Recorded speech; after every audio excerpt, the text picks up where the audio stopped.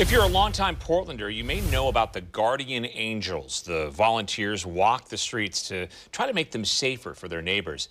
But now there are only 2 members left. Yeah, just 2. Fox 12's Connor McCarthy spoke with them about the gun violence that is gripping the city. He joins us now live with their thoughts about the shootings we've been seeing and how the situation compares to the gang violence we saw in the late 1980s. Connor?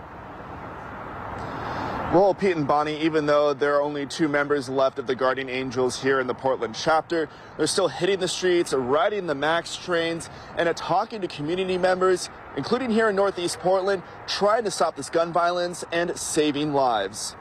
You may recognize them from their red berets or their bomber jackets from the 1980s, and the Guardian Angels' mission is still the same: patrolling the streets and protecting their neighbors. Portland's gun violence epidemic is once again calling them to help the community they love. It breaks my heart to see everything that's happening, and I think so much of it is preventable, but we all have to work together to make that change. Kristen Bloom and Lisa Campos are the last 2 Guardian Angels in Portland. Not too long ago, there were over 100 members.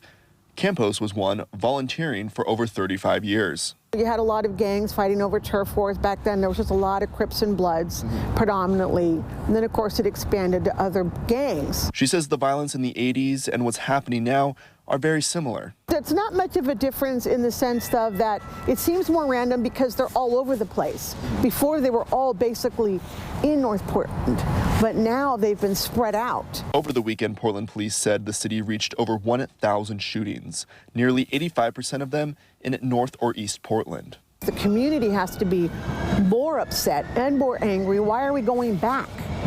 Why are we going back? That's awful.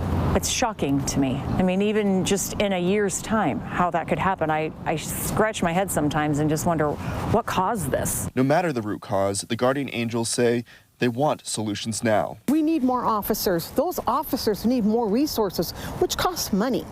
If people want them to get retrained, then let's get them the resources to get them retrained. But we also need other resources other than that, outside organizations that can reach out to the gang members where they have a rapport and that can work with police officers hand in hand, and that's how it used to be. Campos says Portlanders need to remember the past. Remember the times when windows were boarded up, people were scared to walk on the street, and dozens of families lost loved ones to gun violence. No matter what, sometimes things are cyclical. But at the same time, you feel frustrated because you already know you've been there, done that. Why are we going there again? Didn't we learn? Well, Pete and Bonnie, Campos and Bloom say that they do need help and they're looking for more volunteers.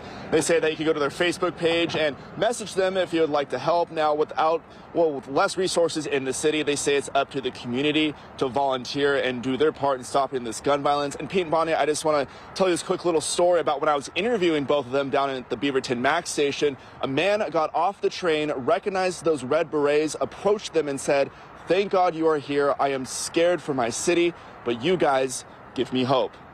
Live in Northeast Portland, Connor McCarthy, Fox 12 Oregon.